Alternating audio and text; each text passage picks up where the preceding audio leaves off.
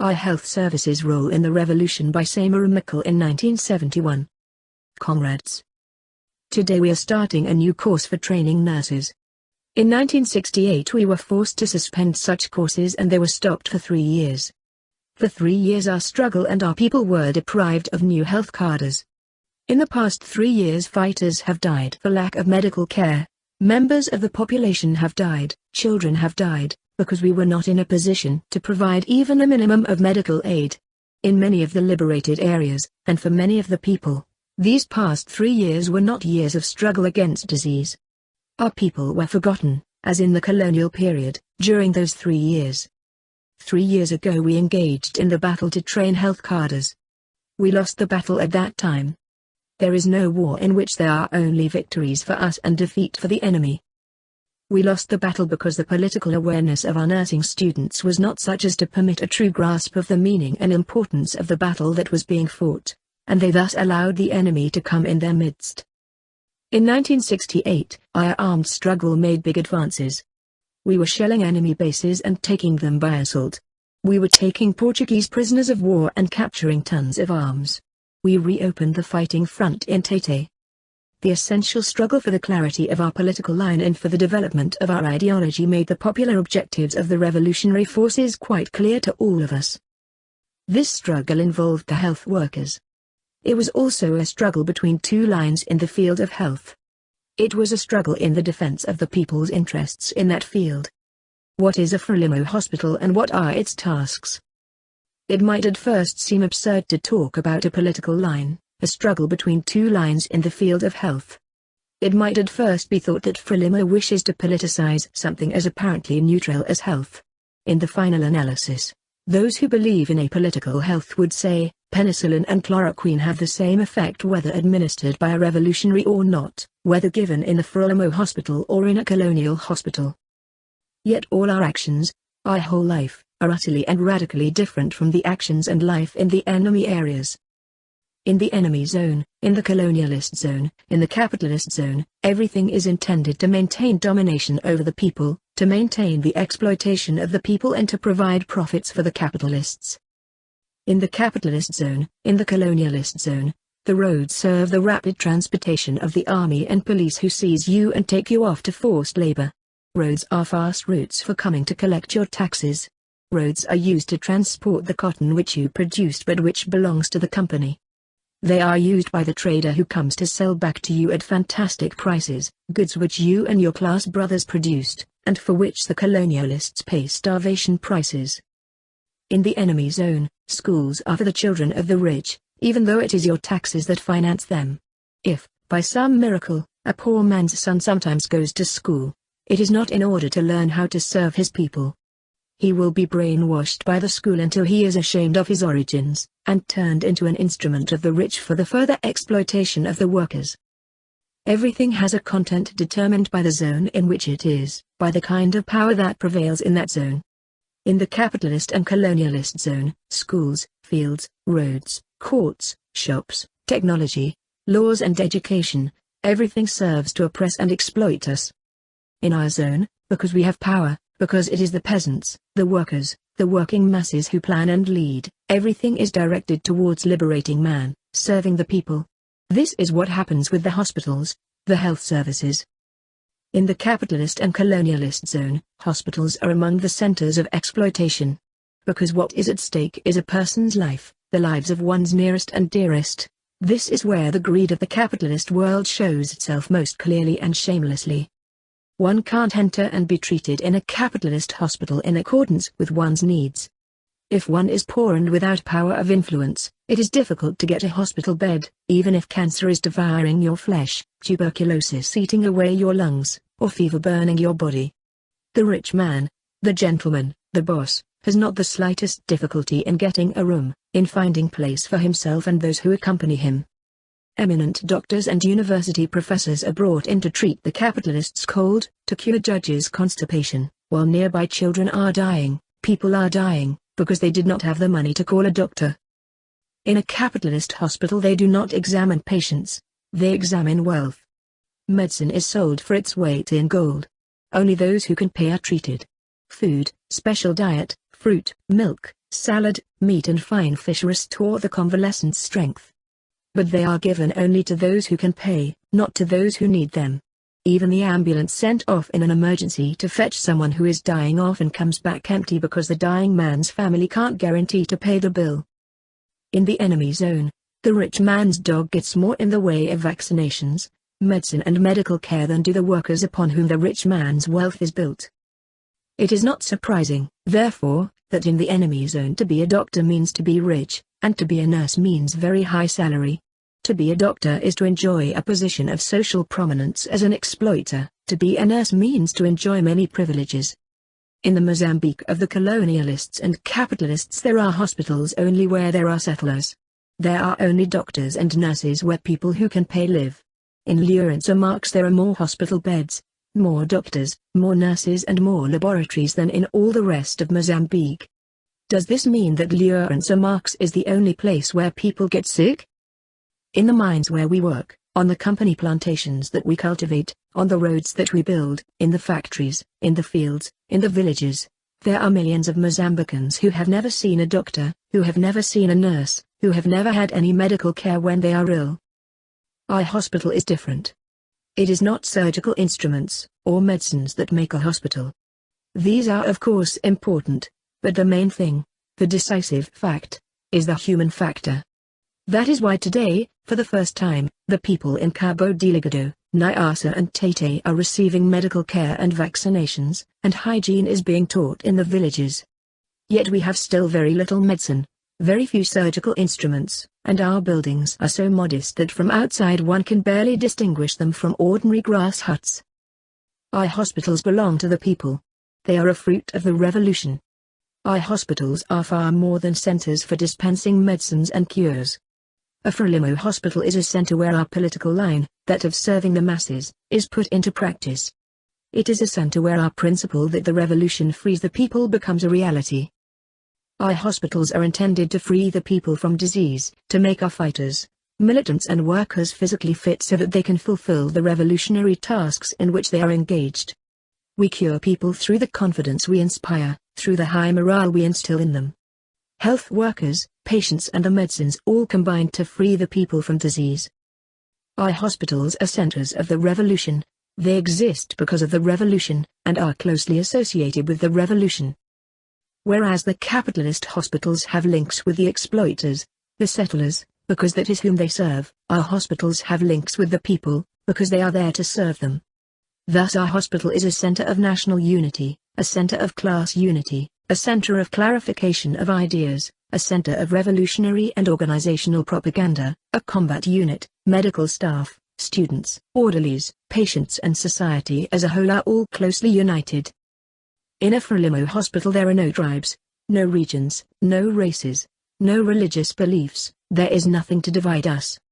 The hospital is accomplishing a revolutionary task. Medical staff, students and hospital orderlies are carrying out the essential tasks entrusted to them by the people. The whole people, from the Rovuma to the Maputo, through their sacrifices and bloodshed, built this hospital to serve them, to free them from disease. No one is sent to work in a hospital by any tribe or region.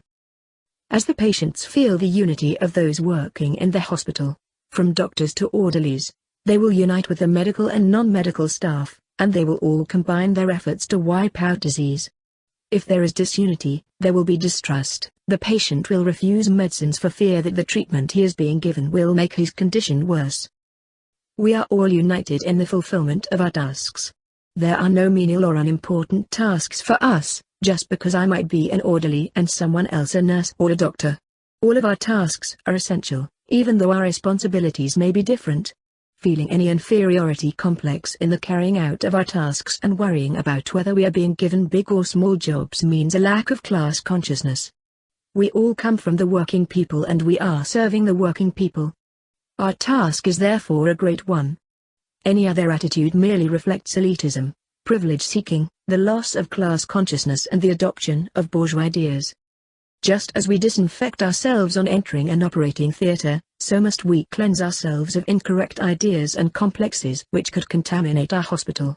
Just as we put on masks and smocks, So we must always be armed with our unity and class consciousness, so as to serve the people in a revolutionary way. In this way, our hospital will really be a center of revolutionary and organizational propaganda, a concrete example of the correctness of our political line, a true Frelimo area.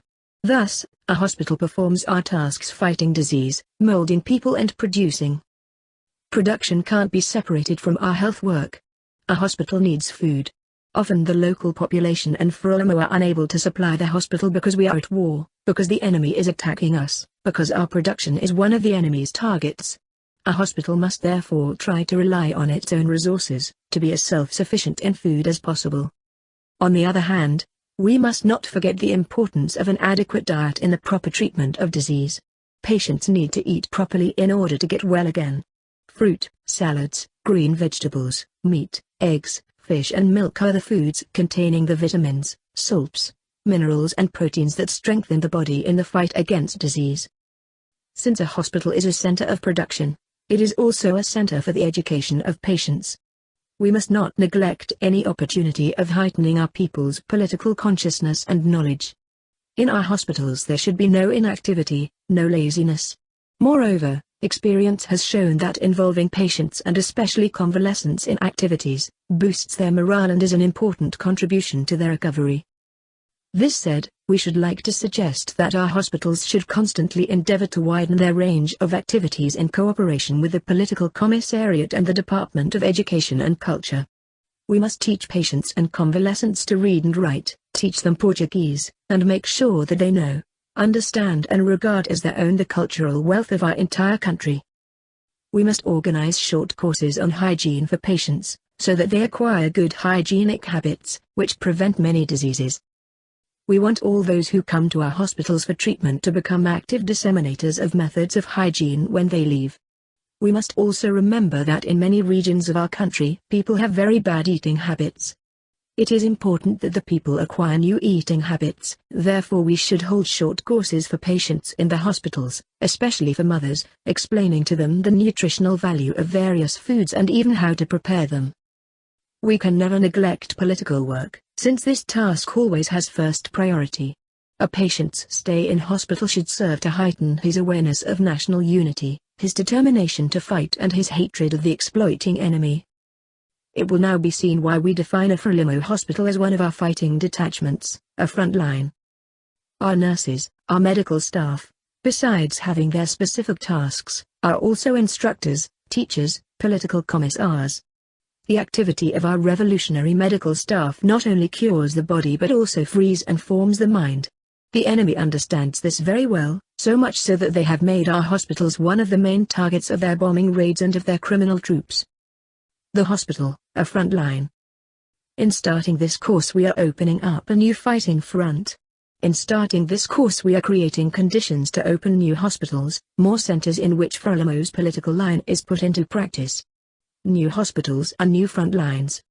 When we open a new front, we can say that the struggle has grown, but we have also enlarged the target. We have given the enemy another target. In 1968, as we said, we were forced to retreat. We were forced to suspend the course. We lost her battle. Today we are relaunching the battle, backed by the experience gained through our successes and failures. When we launch a battle, if we are to succeed it is essential we know the enemy, define our methods and know where our strength lies. In our struggle, we face three enemies. The direct enemy. The indirect enemy. The enemy hidden in our midst. The Portuguese colonialists are our direct enemy. They attack us openly, physically. They come in their planes and bomb our hospitals, they attack us from their helicopters. They send in their troops to murder our patients, to destroy our equipment and to prevent medicines from reaching their destination. Colonialism is the most easily identifiable enemy, because it is open and attacks with weapons of war. More dangerous, because they are more easily believed than the colonialists, are our indirect enemies, Portugal's allies, those who fight us undercover, behind the Portuguese troops. They fight us with newspaper articles, rumors, slander. Today they will say that we are selling medicine, and tomorrow they will say one or another region is looked down upon in our hospitals. One day they will write that we are incompetent, and the next that the people don't trust our hospitals. And the campaign will continue, to divide us, undermine our confidence and subtly force us to surrender. Every error, every mistake we make will be used by them as irrefutable proof that everything they say is true. But above all, in order to defeat us, in order to deprive our people of medical care again, the enemy, whether direct or indirect, relies on the work of its forces in our midst. The decisive force that can defeat us is the hidden enemy in our midst, he who holds high the banner of Frelimo with us in order to destroy Frelimo more easily. This has been our experience, this was our main reason for defeat in 1968, the reason for the suspension of the courses. Having infiltrated its spies among us, the enemy fostered tribalism, racism, selfishness, ambition, elitism, ignorance, superstition, religious fanaticism and corruption. Each of these is an enemy detachment in our midst. Tribalism divided the students, made them counter-revolutionary and caused them to fight against the Frelimo leadership, against Frelimo and against the people. Each saw himself as representing the interests of this or that region, meticulously seeking to assess whether another linguistic group had more students on the course than his, spreading mistrust and disunity amongst us. Racism led to the disunity between students and teachers. Claiming to be very revolutionary, students who had yet to show proof of true revolutionary commitment fought against teachers who had already given ample proof of their dedication to the people's cause, solely because the teachers were white. Combing selfishness and ambition, the students rejected a program of studies planned to meet the immediate and urgent needs of the struggle and demanded programs that would give them diplomas and privileges so that they could exploit the people in the future. They wanted to become an elite of parasites, acquiring wealth and social prominence at the expense of the people's suffering. Ignorance, superstition and religious fanaticism also caused the students to believe in non-existent supernatural forces, in amulets and stones, scorning science and rejecting the lessons of the teachers, which were founded on the laws of nature, on objective reality. It was in this climate that indiscipline, anarchy, corruption and chaos were fostered. The battle had been lost. The indirect enemy published articles in their newspapers on the revolt of the revolutionary students against the leadership of Frelimo. The colonialists were delighted and intensified the campaign to reinforce the enemy in our midst, old ideas and the habits of the old society. Our people were for a long time crushed under the dead weight of obsolete and reactionary traditions and colonialist and capitalist ideas. Many students, cadres, medical workers and leading cadres have still not shaken off the burden of a corrupt past. There are those who envisage a Mozambique reduced to the tiny scale of one linguistic group or region. No matter how important it may be, no organ can live outside the body.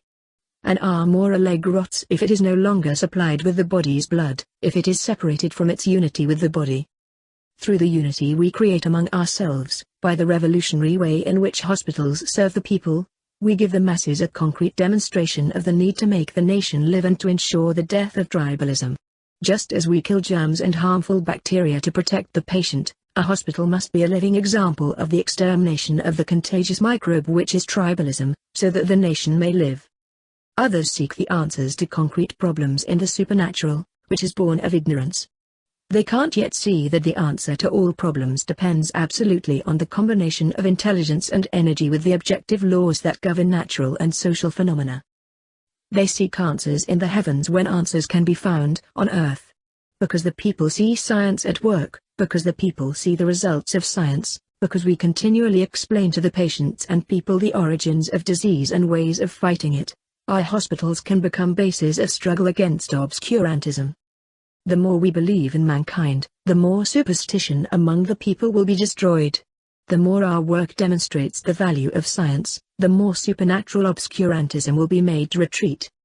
Some regard themselves as irreplaceable, as being all things in themselves. Full or arrogance, they refuse to learn from others or to share their knowledge, rejoicing at the failures of their comrades. By acting in this manner, they are trying to create conditions which will allow them to establish themselves as a privileged class, to exploit the masses and have their own wretched whims prevail. To consolidate their position, they both accept and spread rumors and intrigues, selfishly confining themselves to their own petty interests. Individualism, selfishness, ambition and arrogance are germs carrying division, incubators of the old ideas of the exploiting society. Because we have come a long way, Because everyone is joining the struggle, we sometimes find in our midst people who used to be accustomed to banditry. These people often introduce their vices into the new society. Some of them may steal medicines, sheets or food. Others, betraying the confidence of patients, may use delicate secrets they know to satisfy their taste for intrigue and their ambition. There may also be those who use their position to try to corrupt the youth, contaminating the new generation with their low instincts. This kind of behavior has to be fought. A nurse who destroyed bottles of plasma in a hospital would be regarded as a criminal. A nurse who poisoned patients would be regarded as a criminal. Our revolutionary mortality, our principles, are our plasma, and the new society we are building is our life. Our fight is against our enemy, against those who want to destroy our plasma, our blood, those who want to take our life. Our methods of struggle. On the health front, it is our medical personnel who are our operational forces. They are vanguard forces in our movement, in our revolution. The medical staff represent our political line of serving the masses in the hospital. A strong bond of trust and hope is established between the patient and the nurse or doctor who is treating him. The patient associates the alleviation of pain and the curing of disease with the work of the nurse or doctor. This confidence of the patient and of his family and friends is an extraordinary political asset which we must use to advance the revolution. On the basis of the confidence that is established, we must help the patient to take the road of national unity, to increase his class consciousness and to learn more about hygiene, science and culture. In short, treatment of the body should be accompanied by corresponding treatment of the mind, in order that the new mentality may triumph. One needs a vocation, a natural enthusiasm for this type of work. This vocation is closely related to and guided by consciousness and the requirements of the struggle. Whereas in the capitalist zone, a vocation combined with the desire for profits and privilege is corrupted and stranded, in our zone, since one's vocation is combined with sound political consciousness, it becomes a powerful incentive in our work. Precisely because we regard man as the decisive factor, in training our medical personnel, priority must be given to political education, to political consciousness. The experience of 7 years of struggle has amply proved that despite their low technical level and lack of medicines, our medical personnel have been able to do very much more for the people than the colonialist health services with all their technology and means. With 2 doctors we did more work than the colonialist health services which have dozens and even hundreds of doctors. These results are evidence of the vital importance of the political line pursued by us. Political education means above all cultivating political consciousness in the students and medical and hospital staff, developing the anti-colonialist and anti-imperialist spirit, increasing understanding of oppression and the making class consciousness and feeling more deep-rooted. Members of the hospital staff are in constant contact with the human suffering caused by exploitation and ignorance. This involvement with suffering should serve to sharpen political consciousness, increase the knowledge of the medical staff, and strengthen their determination to fight the enemy, to fight disease and to fight ignorance. The medical staff's professional consciousness must be based on heightened political consciousness. A nurse does not have working hours and rest hours. His work usually starts at a certain time, and he must be punctual, but he has no set time at which to finish. Disease, suffering and war can't be subject to bureaucratic decisions. A hospital functions 24 hours a day and 7 days a week. Wherever there are patients, wherever there is suffering, there the doctor must be, regardless of the time. This is the only way to serve the people. A war is not fought with rest hours, and neither can disease be fought with rest hours for the medical staff. If nursing students are to get used to this exacting pace, their program of studies must include at least 10 hours of activity a day. In the course of duty, medical workers are forced to come into close contact with all kinds of human weakness and misery. Even if they want to, patients can't conceal their ailments and their causes. Scientific analysis is revealing. It is therefore essential that the medical staff understand the concept of professional secrecy. Their knowledge of weaknesses and miseries must not be the subject of general conversation or worse still, an instrument of ambition or revenge. The patient is sacred to the hospital. A nurse, hospital worker or doctor is not involved with revenge in the course of duty. For the medical staff there are no races, colors, creeds or even nationalities. To them there are only patients. A wounded or sick Portuguese soldier is treated like one of us in our hospital. We do this because we have a revolutionary morality, a higher morality, radically opposed to the baseness of fascism and colonialism. We have already said that the hospital embodies our political line, that the medical workers must actively embody our ideology. For this, our words and deeds must correspond rigorously to our line. This is the main thing. If despite our technical and material shortcomings we have already achieved better results in the field of health than the colonialists, this is due solely to the correctness and superiority of our line. Waging an internal struggle to make our words and actions comply with our line is to create the conditions for the success of our work. Our hospitals must be the daily source of 1,000 good examples to the masses of our principles. Technical knowledge takes second place. It is important nevertheless. Only the knowledge of the laws of nature and their use for our purposes will enable us to eradicate disease. There can be no limits to study. No one knows everything, or even enough. So long as there are diseases, so long as people are dying, we must study, we must learn. If we are to be of greater service, we must study a great deal. We must study everything. Naturally, we must first study medical science, acquiring the theoretical knowledge that synthesizes and rationalizes practical teaching. But we must also study and learn from practice. We must study and learn from the people. We must study society. We must know the traditions, history, culture and specific features of each region, and constantly relate them to the national context. We must study people, get to know them. Illness does not exist in the abstract, but in actual people, each with his own psychological makeup and specific abilities. Knowing a man is the best way of helping him to summon his energy against the illness attacking him, and also the best way of guiding our actions to bring about the revolutionary transformation of his mind. Through knowledge we achieve understanding, and only after understanding can he act. But the most important thing is to constantly study the policy of our movement, because only this can give us an overall view and provide the clear perspective ensuring the proper orientation of our work. For us the aim of study is not to gain the means of exploiting people better or to acquire privileged positions as in the capitalist zone. We are not interested in one person getting good grades, in imparting a lot of knowledge to one individual. However knowledgeable he might be, one person would not be able to run all the hospitals we need or attend to all the patients. We study collectively and our progress goes in waves, everyone advancing together. This requires a spirit of mutual aid among the students and medical staff, the falling behind of one being regarded as a step backward for the movement, a step backward in serving the people. This collective spirit should govern our entire lives. Without national unity, we will be defeated by the colonialists. Without unity, our worker and peasant class will be dominated by the exploiters. Without unity, our health work will fail.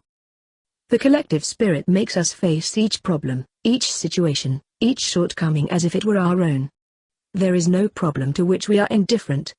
Power belongs to us and therefore we can't sit with folded arms when faced with a situation, however small, which hampers our progress. A minor cut may open the way for tetanus, which destroys the whole organism. In the case of the body, a cut on our little toe can kill if it is not treated. We must not disregard a problem just because it does not affect us personally. This problem is part of the body to which we too belong. Our hospitals exist because sacrifices have been made. Our hospitals represent all the blood that has been shed. The surgical instruments, drugs and equipment are a result of the sacrifices made by the people, the sacrifices made by our friends. Because blood is flowing in Mozambique, a powerful tide of solidarity has built up in many countries to help us. People voluntarily deprive themselves to help us. Having a well-developed sense of how to fight waste, indicates that we respect the sacrifices made by our friends, it shows the collective spirit. Comrades often die in our hospitals for lack of medicines. Very often there is not even peroxide to treat a patient. Saving medicines and equipment is to save the lives of the people that these medicines and equipment can cure. This course is being started at the America Bovida Hospital. This is a symbolic coincidence. Comrade Bovida, an Angolan doctor, sacrificed his life for the people. He could have been doing medical research, but he died serving the people, fighting against sickness and exploitation. A further example and encouragement to us should be the internationalist spirit of the foreign comrades who, out of revolutionary solidarity, have left their own countries and the comfort created through their labor to come and work with us. Our responsibility is great. Our struggle is not only to liberate our people but also to support brother peoples, the working class of the whole world. In our work united under the leadership of Frelimo and guided by our ideology, let us apply the watchword, serve the people. We will thus perform our national and international duty. The struggle continues. Independence or death. We will win.